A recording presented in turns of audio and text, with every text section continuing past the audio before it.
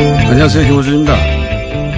문 시절 취업자 박대의 5분의 1 토막 보도에 비밀. 노컷뉴스 권희연 기자의 어제자 기사로 지난 월요일 청와대는 취업자 늘었다지만 현실은 60분의 1 토막이란 제하의 조선일보 기사에 대한 팩트 체크 기사입니다.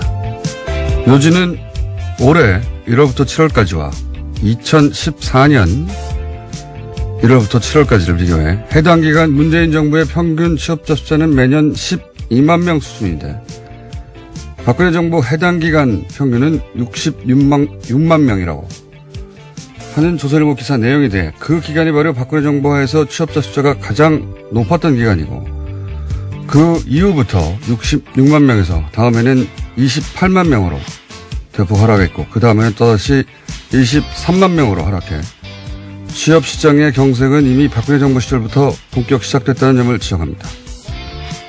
또한 박근혜 정부 시절 비정규직 통계를 보면 2014년부터 2016년까지 매년 17만 명씩 대폭 증가합니다. 이 수치는 문재인 정부 들어서야 그 절반으로 떨어지죠. 박근혜 정부 시절에 늘었던 일자리가 좋은 일자리가 아니었다는 지적입니다. 최근 통계를 자신들의 주장에 유리한 부분만 의도적으로 떼어내 과장하거나 왜곡하며 경제가 망했다, 민생은 배신당했다 프레임으로 보수지와 경제지들이 대대적인 기사 양산을 하고 있죠. 반면 그 과장, 왜곡, 해석을 지적하고 바로 잡는 기사의 숫자는 너무 적습니다. 이게 현재 우리 언론의 언론 지형의 현 주소다. 김어준 생각이었습니다. 시사인의 김은지입니다. 네. 최근에 이런 종류의 기사가 참 많습니다. 예. 네, 몇 번 소개해드린 바도 있고요. 어떤 진영이 이제 정권을 잡더라도 약한 고리가 있다. 그러면 당연히 상대 진영에서 비판하고 공격하는 게 당연하거든요. 왜냐하면 정치에서 정권을 되찾는 목표가 있기 때문에 자연스러운데 그리고 또 그걸 잘 방어를 못하면 그건 그 정부의 실력이에요. 예. 근데 그게 이제 사실을 의도적으로 실수가 아니라 의도를 가지고 일부러 왜곡해서 기사를 양산해서 여론을 만들어내면 그건 반칙이죠. 예, 반칙인데 과거에는 조중동이라고 불리는 보수 메이저 매체 중에 특히 조선일보가 사설 하나만 써도 그날의 아젠다가 되고 또 프레임이 되고 그런 시절이 있었는데 그런 시절이 이제 지나갔어요. 한 매체가 한 여론을 다 주도하는. 그러다 보니까 이제는 보수주의 경제지들이 같이 회의를 하나 싶을 정도로 물량으로 그 일을 해냅니다. 업계용으로 조진다고 하는데, 물량으로. 근데 여기서, 이 부분은 과장이다. 이 부분은, 왜곡이다. 이걸 찾아내려면, 그 자료를 다 뒤져봐야 되거든요.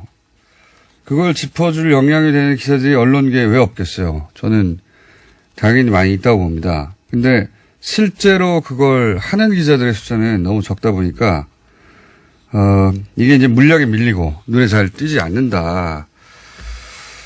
그럴 때마다 뉴스공장에서 함께 소개하려고 하긴 하는데, 물론 정부를 견제하는 게 언론의 중요한 기능인데, 그걸 사기를 쳐서 하면 안 되잖아요? 예. 그건 정부를 견제하거나, 견제를 해서 올바로 견인하거나 하는 게 아니라 저는 알바라고 봅니다, 알바. 예. 게시판에서, 그렇게 과장하거나 왜곡하는 것만 알바가 아니죠. 기사로도 알바할 수 있는 겁니다. 기사의 형식을 갖췄을 거예요. 제가 이런 얘기 한다고 갑자기 바뀔 건 아니지만, 어쨌든 최근에는 특히 통계를 이용한 기사들은 그런 점을 유의있게 봐야 한다. 예. 그리고 그런 오류들을 바로잡는데 기자들만의 힘은 부족한 것 같다. 예. 집단지성, 시민들의 집단지성의 힘이 필요한 시기가 다시 된 것 같다. 네. 자, 잠정 코너명이 그러니까 예, 경제. 건대 경제학과 최백은 교수님 나왔습니다. 안녕하십니까? 네, 안녕하세요. 네. 미국에서 공부하셨지만 예, 소득주도 성장에 대해서 네, 긍정적인 평가를 하고 계시는. 오늘 주제는 뭡니까? 소득 분배 지표가 악화됐다. 아하. 소득 분배 지표가 악화되면 문재인 정부가 주장하는 소득 주도 성장의 그 정신 중에 하나가 소득 재분배 그런 거 아닙니까? 맞습니다. 예. 그러면 분배 지표가 악화되면 정책이 안 먹히는 정도가 아니라 정반대로 가는 거잖아요. 예. 그래서 네. 대통령도 지난 6월 초인가 굉장히 가슴 아픈 부분이다 이런 표현을 한 이유가 예. 그 배경이 거기에 있고요. 네. 그런데 이 부분도 사실은 우리가 앞에서 우리가 고용 쇼크를 얘기했을 때 네. 통계 가지고 통계 장난도 있고 산업 구조라든가 인구 구조 변화 네네네. 거기다 이제 경기 침체가 맞물려서 이렇게 이제 생기는 문제들이다 보니까 그럼 뭐 고용하고 소득이라는 것은 따로 갈 수가 없는 거거든요. 그렇죠. 고용이 없으면 소득이 없죠. 예. 네. 가계들의 대부분의 소득은 이제 근로소득이기 때문에 소득 분배 지표만 그러니까 그러면 이제 이것도 마찬가지로 소득주도 성장과 이게 직접적인 영향이 있느냐 이 부분에 대해서는 이제 의문을 가질 수밖에 없는 거죠.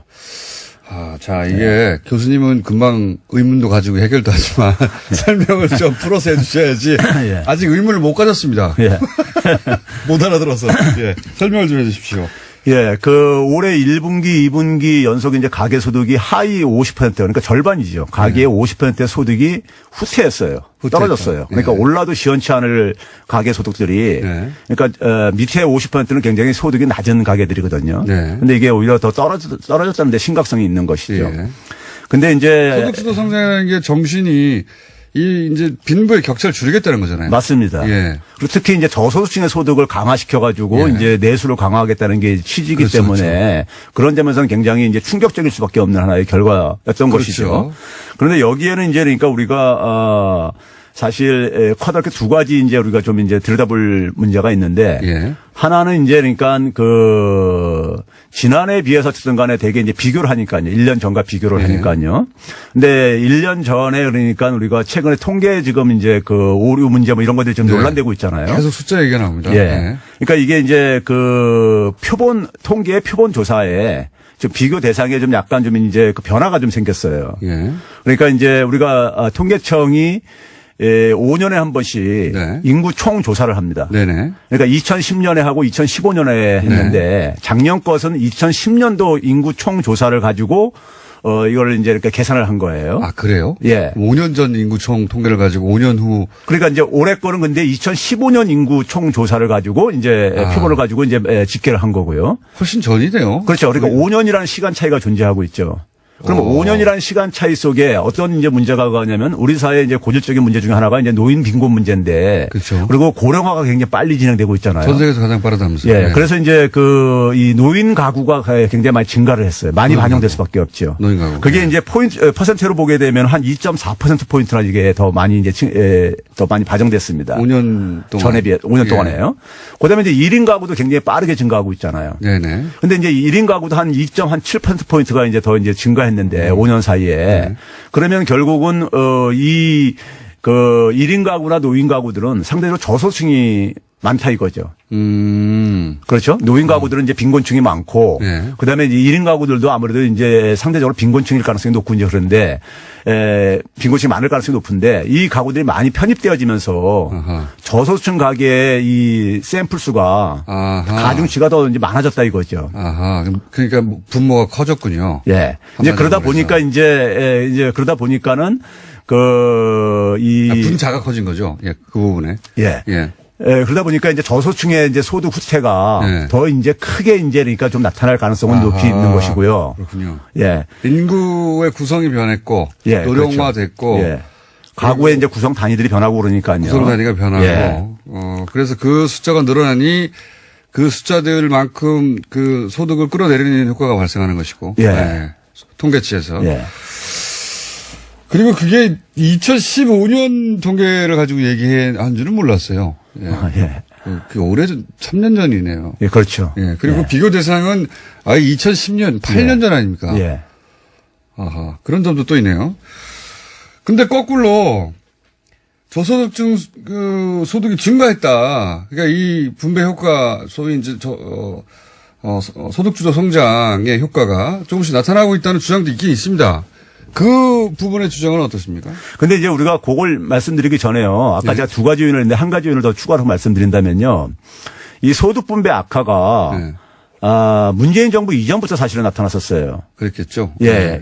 우리가 이제 고용지표도 제가 이제 그 이전부터 이제 나타났다고 했듯이 우리가 일반인들도 통계청에 들어가게 되면 쉽게 확인할 수 있거든요. 최근에 이제 발표된 이제 이 가계 소득들에 대한 것들을요. 예. 그래서 거기 들어가셔가지고 이 국내 통계에서 이제 그 물가 가계 부분에서 가계 소득 부분을 이제 누르게 되면요. 거기 확인할 수 있는데 거기 보게 되면 이제 5분위 배열 그러니까 전체 가계를 5등분으로 나눈 이제니까 소득 인재니까 이 가계 소득도 발표를 하고 있고 그다음에 10등분으로 한 10분위 배열도 이제 발표를 하고 있어요. 가장 많이 버는 층, 그다음 가장 그렇죠. 높이 그걸 이제 적게 버는 층을 5등분으로 나눴느냐, 10등분으로 나눴느냐 이제 두 가지 종류를 이제 하고 있는데 대개 이제 언론에서는 이제 5분위 배열로 5등분으로 이제 주로 이제 발표를 하고 있는데 좀 더 자세하게 들여다보려면은 10분위 배열을 들여다보면 되는데요. 2015년에서 16년으로 건너오면서 1분위부터 4분위까지 그러니까 하위 40%의 가계 소득이 마이너스 행진해요. 흑체를 해요. 그러니까 2016년도에 이미 큰 폭으로 하락을 했었습니다. 아하. 최근에 최근 몇 년간의 추세군요, 이게. 그렇죠. 그러니까 소득 분배 정책을 펴기 전에 이미 그러니까 진행됐다는 얘기입니다. 하위 40% 가계 소득 악화가요. 그런데 이게 이제 올해 같은 경우 50%로 좀 이제 이게 확대가 됐는데 거기에 이제 통계 이제 이 표본도 좀 이제 관련돼 있는 것이고 그렇기 때문에 가는데 요게 이제 한 가지 이제 뭐를 우리가 주목할 게 있냐면요. 통계청에서 또 뭐냐면은 매년 이제 그 임금 근로자들의 월 평균 소득하고 그다음에 이제 중위 임금을 발표를 합니다. 중위 임금이라는 것은 딱 중간 수준에 있는 이제 소득인데 이게 보게 되면 2015년에 중위 임금이라는 것은 우리가 이 최저임금을 계산할 때 굉장히 중요한 지표로 삼는 겁니다. 중위 임금이 2015년에 281만 원이었었어요. 근데 2016년도에 219만 원으로 줄었네요. 62만 원이나 폭락합니다. 박근혜 정부 시절인데 그때는. 그렇죠. 그러니까 뭐냐면은 중위임금이 219만 원이라는 얘기는 임금 근로자들 중에서 50%가 219만 원이 소득이 안 된다는 얘기입니다. 월 소득이요. 예? 그게 이제 2015년에서 16년 넘으면서 큰 폭으로 하락을 했었어요. 그때 그런 얘기 들어본 적이 없어요, 근데. 그렇죠, 예. 그러니까 이게 지금 그러니까 2016년도에 저소득층의 소득 하락하고 이게 확인된다는 얘기입니다. 병행적으로 확인된다는 얘기고요. 평균 소득도 보게 되면은 339만 원에서 241만 원으로 더 큰 폭으로 88만 원이나 감소합니다. 그 얘기는 결국 뭐냐면 2016년도에 이미 그러니까는 소득의 그러니까 양극화가 굉장히 심화됐다는 얘기입니다. 그러니까 박근혜 정부 시절의 소득의 양극화, 그다음에 중위소득의 큰 폭의 하락 또는 분배 지표의 극적인 악화 이런 게 진행이 됐는데 그때는 그런 얘기가 없었죠. 예, 그렇죠. 그 당시에는 언론들에서 아무리 이제 그 얘기가 이제 별로 없었죠. 그러니까요. 그런 지금 교수님 말씀은 경제라는 게 한 부분을 한식을 딱 잘라 볼 수가 없고 이렇게 큰 흐름을 봐야 되는데 그러니까 이게 근본 원인이요. 근본 원인이 산업 구조 변화, 즉 제조업 기반이 약화되어지면서 이명박 박근혜 정부 때 그러니까 우리가 제조업을 구조 조정을 했어야 되는데 지난번에 말씀하셨죠. 구조 조정했어야 되는데 이걸 인위적으로 이제 오히려 거품을 키웠어요. 대표적인 게 이팔성 비망록에서 나타나온 성동조선 이 올해 파산시켰잖아요. 이게 당시에 청산하라고 이게 나왔었습니다. 2009년도에 무렵에요. 근데 그걸 계속 돈을 넣어서 그렇죠. 로비하고 뭐 해가지고 금융 지원해줘가지고 이걸 연명시켰던 거죠. 근데 이 연명이 어차피 부실 기업이 연명해봤자 이게 한계가 있는 거잖아요. 그런 식으로 연명하는 것이요. 그게 이제 결국은 거기에 청산되어지면서 거기서 많은 실직자들이 나오는 것이 그게 이제 임시직, 일용직, 특히 이제 가장 약한 고리인 이제 그 협력업체들에 소속되어 있는 임시직, 일용직 일자리가 많이 줄어들게 되는 거죠. 그래서 우리가 임시직, 일용직 일자리가 되게 저소득층 가계 일자리들인데 이게 이제 지금 제조업 기반 약화의 부산물이라는 얘기입니다. 그러면 예를 들어서 그런 산업단지에서 많은 이제 일자리가 없어지게 되면은 주변에 이제 자영업들도 타격받을 수밖에 없어요. 그렇죠. 그 부분들이 와서 점수 먹어야 되는데. 그리고 그 지역에 이제 상권도 약화될 수밖에 없고요. 부동산 경기도 냉각될 수밖에 없고 이게 다 맞물려 있다는 얘기인 겁니다. 경제라는 것이요. 그래서 이게 이미 2016년부터 산업 구조가 악화되고 인구 구조가 악화되는 이 부분이 이게 지금 우리 경제의 지금 가장 핵심적인 원인이라는 얘기입니다.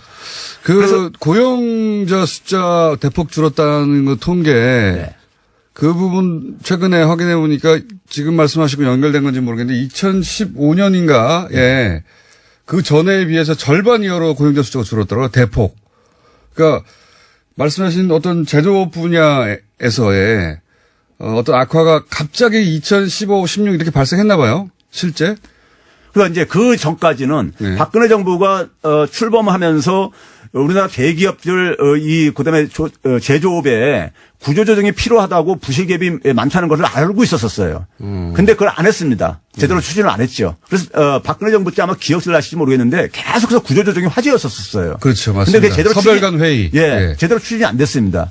그래서 2016년도에 그러니까 대우조선해양 분식회계에서 서별관 회의 4조 2천억 원 지원도 당시 이제 화제가 됐던 거 분식회계 사건이 화제가 됐던 이유도 그걸 인위적으로 막 이제 연명시킨 거죠. 교수님, 막 흥분하셨는데 시간이 다 돼버렸네. 아, 그래요?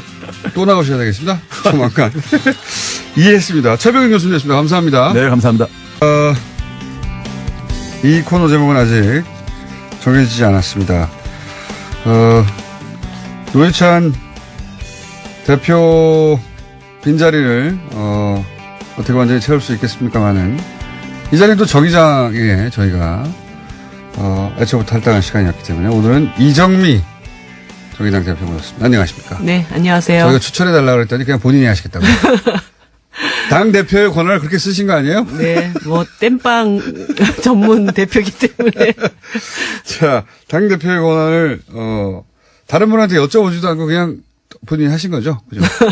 어떻게 하셨어요? 그냥 내가 해버려야 되겠다 해서 이정미 대표님 나오셨고, 다른 얘기 전에 노회찬 재단 이야기 들었는데. 네. 지금 9월 9일이 이제 노 대표님 49제입니다. 그래서 그날을 기점으로 지금 지인들이 몇 분이 모이셔서 네. 사후에 노 대표님 뜻을 좀 어떻게 계속 기릴 수 있을 것인지 논의하고 있는 것으로 알고 있고요. 그것을 노회찬 재단의 형태로 가져가는 것에 대해서 지금 기금 마련이나 이런 건 어떻게 합니까? 재단에서 기금 마련 방안이 나오겠죠. 사업이나. 네. 하여튼 구체적으로 시행 계획이나 어떤 문서가 나온 건 아닌 상태인데요. 네, 그 준비하시는 분들이 유족들과 상의해서 9월 9일 정도에 발표하는 것으로 알고 있습니다. 알겠습니다. 그때 저희도 그 재단 관계자분들 모시고 한번 들어보기로 하고, 쭉 최근의 현안들 중에 이제 가장 정치권에서 공방이 심한 게 소득주도 성장. 네. 예, 보수 여당에서는 그만둬라, 바꿔라, 실패를 인정해라. 이런 공세가 거의 한 달 내내 보수지 경제지에도 이어지고 있고, 문재인 정부 쪽에서는 물론 아니다, 이 기조가 맞다, 이런 입장인데 어떻게 보십니까? 이게 사실은 7월 고용동향 통계 자료가 나오면서 그렇죠. 이 사단이 시작이 된 그렇죠. 것인데요. 고용 쇼크다, 그러면서 네. 물론 여기에 통계를 일부 왜곡하거나 과장했다는 지적도 있긴 합니다. 근데 지금 고용 지표가 좋지 않은 건 사실이에요. 근데 제가 그 통계청 자료가 이렇게 좀 두꺼운 자료인데 그걸 꼼꼼히 다 읽어봤습니다. 진짜로? 네. 왜냐하면 제가 직접 이 문제와 관련이 있는 상임위원회에서 일을 하고 있잖아요. 그 환경노동위원회에서 일을 하고 있기 때문에 있으니까. 그것을 꼼꼼히 살펴봤는데 예를 들어서 독후감을 쓰려면 책을 다 읽고 써야 됩니다. 그런데 자유한국당이 이 고용 쇼크다라고 얘기를 하는 것은 전체 그 자료에 딱 하나의 단어 5,000명이라고 하는 것. 이거 하나만을 가지고 지금 정부를 그렇죠. 공격하고 있는 것이거든요. 그렇죠. 그런데 실제 이 고용 통계 자료를 전체를 다 보면 이것이 지금 소위 얘기해서 5,000명밖에 안 늘었다. 전년 대비. 그게 이번 정부 들어서서 급격한 최저임금 인상 때문이다. 이걸로 지금 공격을 하고 있지 그렇죠. 않습니까? 그리고 그래서 소득주도 성장은 실패했고 이것을 전면 수정해야 된다. 그렇죠. 그런데 이 통계 자료에는 정말 이것이 최저임금 때문이냐라고 하는 것에 대한 의문을 가질 여러 각도의 통계 자료들이 나와 사실 있습니다. 내년 최저임금 아직 적용도 안 됐어요. 네. 그리고 실제 지금 고용 악화의 주요 원인을 제조업 그리고 40대 이렇게를 보거든요. 근데 제조업과 40대는 최저임금에 가장 영향을 덜 받는 업종과 세대라고 하는 것입니다. 그렇죠. 예를 들어서 제조업은 지금 자동차하고 조선산업 여기에서 큰 영향을 미치고 있는 맞습니다. 것이거든요. 여긴 최저임금 조선선 문 닫고 이런 거요. 네, 지금 군산 같은 경우에 현대중공업 문 닫고 대우 GM 문 닫고 이런 상황이 벌어지면서 그 주변에 자영업자들 함께 몰락하는 이런 상황들이 펼쳐지고 있는 거예요. 그래서 그건 최저임금하고 아무 상관이 없죠. 네, 그리고 계층별로도 20대와 60대의 경우가 예. 뭐 한 16%에서 20% 가까이 최저임금에 직접적 영향을 받는 예. 계층이라고 한다면 통계청 자료에 나와 있는 40대에서 고용 지표가 가장 악화됐다라고 얘기를 하는데 이 40대는 6% 이하의 영향을 미칩니다. 그러니까 모든 걸 최저임금으로 몰아서 지금 공격하고 있는데 실제 근거는 없다라고 하는 것이죠. 그리고 더 핵심적인 것은 그거 이제 다 본인이 직접 분석하신 거 맞습니까? 네. 제가 책 열심히 읽었다니까요. 저 공부하는 당대표입니다. 왜 이러세요? 보통 보좌관들이하고 당대표는 바빠서 그러면 요즘은 그렇게 해가지고는 어디 가서 못 이겨요. 그래요? 네, 그리고 보통 보면 이제 자영업자들이 예. 최저임금 때문에 장사하기 너무 힘들다. 예, 예. 이런 얘기를 하잖아요. 그리고 어저께도 김성태 원내대표께서 가장 강하게 잘못된 주장하시죠. 예. 가짜 뉴스를 네, 가지고 네. 이제 자영업자가 최저임금 올라서 어떤 고용원을 잘랐고 그분이 네. 뭐 자살을 했다. 근데 실제 그게 가짜 있지도 뉴스죠. 않은 일인데 네. 그걸 막 공개적으로 언론에 나와서 얘기를 가짜 하시는. 뉴스라는 게 이미 많이 밝혀졌는데. 예, 근데 그것도 파악을 안 하고 나가신 거죠. 네. 그런데 보면은 고용원이 있는, 그러니까 사람을 쓰는 자영업자의 경우에는 오히려 증가를 했습니다. 그래요? 7만 명 정도.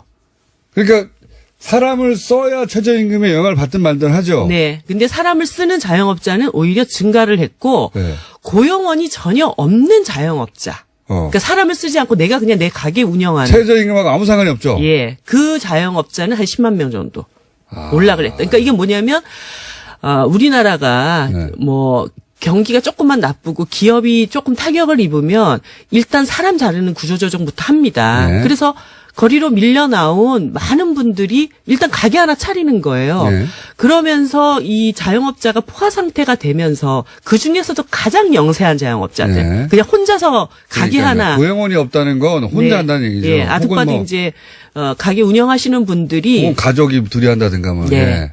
실질적인 타격을 입었다. 그러면 그 원인은 뭐겠는가? 뭐 너무 상식적인 거 아닙니까? 임대료 너무 높고 뭐 골목에서 뭐 치킨집 하는데 바로 옆집에 또 치킨집 있고 편의점 하나 있는데 편의점이 바로 옆에 거리가 또 너무 만들어지고 가깝고, 예. 그래서 실제 편의점주들은 전체적인 가계 소득이 줄어드는 데 반해서 우리나라의 주요 편의점 대기업 예. 편의점업을 본점, 운영하는 본점 대기업들은 오히려 매출액이 상승했다라는 그렇죠. 이런 예. 통계가 왜냐면 숫자만 늘어나면 되니까 자기들은. 네, 나와 가맹점에. 있습니다. 그래서 사실 이 5천 명이라고 하는 것 때문에 마치 최저임금 때문에 이 나라가 뒤집어진 것처럼 난리를 치지만 우리가 까마귀 고기를 먹지 않은 이상해야 우리나라 경기가 왜 이렇게 안 좋았는가는 몇 달 전부터 벌써 얘기해왔던 것입니다. 전반적인 자동차 조선업을 비롯한 제조업. 어떤 제조업의 위기, 거기다 미중무역 갈등 속에서 우리가 어떻게 살아남아야 될 것인가에 대한 위기, 그리고 자영업자 포화 상태에서 나타나는 위기, 그리고 높은 임대료나 가맹점의 어떤 가맹점료라든가 그리고 대기업의 어떤 납품단가 후려치기라든가 이런 대기업 갑질 때문에 오는 위기, 이런 어떤 종합적인 상황들이 이미 존재하고 있었던 것인데 그 얘기는 싹 어디로 사라지고 최저임금 때문이다. 예. 답답한 일인 것이죠. 예.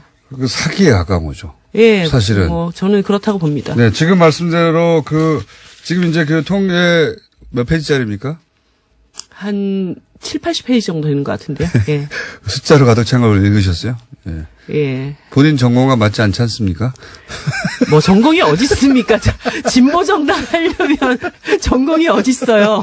혹시 옆에서 해석해 주는 비서관이나 전문가의 도움? 당연히 있죠. 당연히 그렇군요. 공부를 하죠. 예. 숫자만 봐서는 안 될 일이라고. 예. 예. 눈빛이 약간 흔들렸어요. 또 본인이 다 했다고. 아니 제가 공부를 했다고 그랬지 제가 혼자 해석했다고 얘기하지는 않았습니다. 아하. 요약하면은 최저임금의 영향을 가장 적게 받는 40대, 그리고 최저임금하고 아무 상관이 없는 고용원이 없는 자영업자. 네. 오히려 최저임금의 영향을 받는 고용원 있는 자영업자는 늘어났고, 네. 고용 없는 가장 영세한 업자들이 줄어들었는데, 거기 또 재미있는 것 중에 하나가 고용의 질은 또 개선됐다라는. 아, 그래요? 예, 통계청 자료에 고용의 질 뭐냐면 고용보험에 가입한 노동자 수준은 또 증가했다라고 나옵니다. 그게 좋은 고용이죠. 네. 비정규직이 아니니까. 네. 네. 그러니까 이 지표를 종합적으로 보면은 고용 지표가 나빠졌다는 게 그 팩트가 아니네요. 네, 물론 지금 우리나라의 고용 상황이 안 좋습니다. 네, 이거는 맞습니다. 굉장히 누적돼 있는 상태고 네, 계속 굉장히 이어져 왔죠. 위기예요. 그리고 네. 정부가 이 문제를 잘 해결을 해 나가야 됩니다. 네. 그런데 이 모든 문제를 기승전 최저임금으로 몰고 가서 소득주도 성장 때문에 이 일이 벌어졌다. 오히려 이 일이 벌어졌기 때문에 소득주도 성장을 잘해서 이 문제를 풀어나가야 될 이 시점에 이제 소득주도 성장이라고 하는 경제 정책의 패러다임이 바뀌고 있는 이때에 그것 때문이다라고 얘기를 하는 건. 대표님 오늘 그 과거에 어떤 방송보다 잘 준비되어 가지고 내용이 이렇게 쏙쏙 들어오는 과거에는 어땠다는 거예요? 이렇게까지 잘하지 않으셨거든요. 그러지 마세요. 전반적으로 이해됐습니다. 네. 경제 전문가가 나와서 설명하는 것 이상으로 잘 이해가 됐고, 그러니까 지금 우리나라가 고용 어떤 국면에 있어서 경색 국면, 그러니까 고용에 악화된 것은 지표를 봐도 한 2014년 이후로 쭉 나빠졌더라고요. 계속해서 급격히 나빠졌는데, 그래서 고용 그 환경이 나빠진 건 맞고, 그래서 더더욱이 그 내용을 개선하기 위해서는 이 소득주도 성장으로 가야 된다. 이거 없앨 게 아니라 이런 말씀이시네요. 취지도 네. 전체적으로. 이번에 그 통계자료 논란이 있었지 않습니까? 예. 그 가계소득 관련되어서 네네. 이것도 이제 제가 도대체 무슨 일 때문에 네. 여기까지 왔는가 속사정을 들여다봤더니. 들여다봤어요. 그랬는데 이제 통계 자료를 뽑으려면 표본 집단이 있지 않습니까? 네. 그런데 지난 3년간 표본 집단이 조금씩 변했습니다. 그렇다고 하더라고요. 그래서 2016년도에는 한 7,000명을 네. 표본 집단으로 했고 작년에는 4,000명 이렇게 표본 집단을 구했고 올해는 6,600으로 다시 높인 거예요. 너무 지난 작년 적어서. 표본 집단이 적어서 그래서 이 3년간 공통된 이 세 개의 집단 안에 공통된 표본 집단은 한 1,600개 정도 됐다라는 거예요. 그러니까 이 3년간의 표본 집단이 변했으니까. 변화가 됐다라고 아예. 하는 이 점을 우리가 이제 잘 봐야 되고 그래서 사실 가계소득 동향 관련된 그 자료에도 보면은 이 표본 집단의 변화가 있으니 그것을 유의해서 봐라. 직접 비교하면 안 되는 거군요. 예, 그런 말도 있습니다. 1페이지에. 그렇게 있고, 그래서 올해가 이제 작년보다 표본 집단 수가 늘어났는데, 하필이면 그 늘어난 표본 집단이 1분위, 그러니까 전체 5분위 중에 가장 소득이 낮은 집단의 표본 수가 대폭 늘어났고, 그 대폭 늘어난 수가 60대. 소위 우리나라의 저소득층 인구들이 많이 포함돼 있었기 때문에 과잉 대표됐군요. 네, 그래서 이제 소위 1분위 소득 지표가 확 나빠진 것처럼 얘기하면서 보였습니다. 이것도 소득주도 성장 때문이고 최저임금 때문이다 이렇게 얘기를 하는데 실제 그것을 보정을 해봤을 때는 보정했을 때? 작년과 올해의 1분위는 거의 보합세로 보합세. 보여지고요.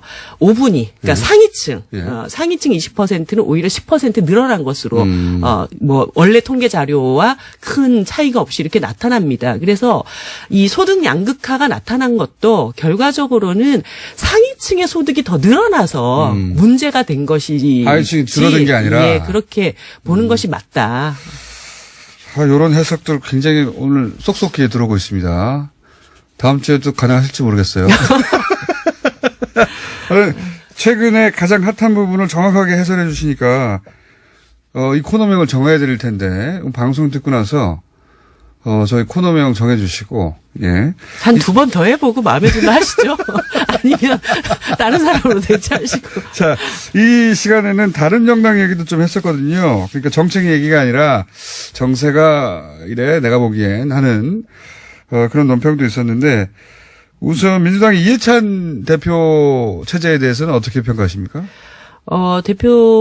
이해찬 대표님 들어서시고 나서 이제 강한 여당이 되겠다. 네. 이 얘기를 했을 때, 자유한국당 쪽에서 그게 뭔 소리냐, 뭐 이렇게 또 반발이 좀 있으셨잖아요. 근데 저는, 다른 자리에서도 이렇게 얘기했습니다. 너무 반가운 소리다. 아, 그래요? 강한 여당이 되겠다는 취임 일성이. 왜냐하면 사실, 문재인 정부 들어서고 나서 저는 가장 큰 불만이 집권 여당이 어디 있는지, 집권 여당이 보이지 않는다는 것에 대해서 가장 큰 불만을 갖고 있었습니다. 그러니까 행정부가 청와대가 해야 될 몫들이 있지만 대통령이 개혁을 추진해 나갈 때 국회가 이것을 탄탄하게 뒷받침해 줄 수 있는 그런 구조를 책임져야 되는 것이 집권 여당의 그렇죠. 몫이잖아요. 강한 여당이라는 게 독불장군처럼 나 혼자 다 하겠다는 것이 아니라 오히려 야당들 만나서 어를 건 어르고 달랠 건 달래고 그러면서 정부의 어떤 개혁 추진 방향으로 국회가 협치할 수 있는 어떤 리더십을 발휘해 나가는 적임자라고 보십니까? 저는 뭐 그런 점에서는 뭐 베테랑이 기한하셨다라고도 말씀드렸지만 가지고 있는 경륜이나 뭐 지혜나 경험 이런 것들을 총가동해서 또 특히 이해찬 대표께서 본인이 다음 총선이나 그 다음에 어떤 자신의 정치적인 없죠. 예, 없다고 선언을 하셨기 총선 때문에 대선 본인 지금 나갈 게 다 아니기 때문에. 네, 그래서 모든 것을 쏟아부어서 이 정부의 성공을 위해서 노력하는 그런 당대표가 되실 거라고 저는 생각을 하고 그런 점에서는 뭐 전체 지금 국회 안에 그동안 굉장히 어려웠던 정당들 개인적인 간에 친분은 좀 있으십니까? 저는 없습니다. 선 차이가 워낙 커가지고. 예, 그죠? 저는 없고 시대가 이렇게 활동- 옆에서 앉아서 얘기해 본 거는 그저께 우리 당에 예방에 오셨을 때 옆에서 이렇게 처음 얘기를 좀 깎아는 나눴습니다. 분입니다, 그 양반이. 예. 저는 별로 그렇게는 안 느꼈는데 그 사이에 많이 변하셨나 봐요. 이제 마지막이라서 그런가. 시간이 다 돼버렸네. 재밌었습니다, 오늘. 예. 재밌었는데. 여기까지 해야 되겠네요. 좀 더 하고 싶은데. 그죠? 아니구나. 1분 남았다. 시간 잘 봤습니다. 이 완전 꽁으로 얻는 기분입니다. 그러면. 네. 바른미래당은요? 누가 됩니까? 바른미래당 제가 누가 될 것 같다 얘기하면 다른 후보들한테 혼나는 거 아닌가? 이렇게 정의당 입장에서는 누가 됐으면 좋겠습니까? 저는 뭐 손학규 대표가 되시는 것도 뭐 나쁘진 않다고 보고. 그래요? 예. 어떤 의미에서 나쁘지 않다는 겁니까? 결국 공격하기 좋다? 저는 공격을 일삼는 정치는 지향하고 있습니다. 서로 협력할 수 있는 정치적 방향으로. 공격도 자주 일삼으시던데. 아닙니다. 그쪽, 그렇게 바른미래당의 당대표 가능성이 제일 높아 보인다? 손학규 대표가? 예, 뭐 그렇고 또 지금은 뭐 이제 올드보이의 기한이다 이런 얘기는 하지만 지금 국회가 굉장히 중요한 길목을 지나가고 있기 때문에 일단 협력하고 머리 맞댈 수 있는 그런 분이 되시는 게 알겠습니다. 좋지 않을까? 예. 오늘 첫 시간이었습니다. 이정훈 대표. 감사합니다. 네.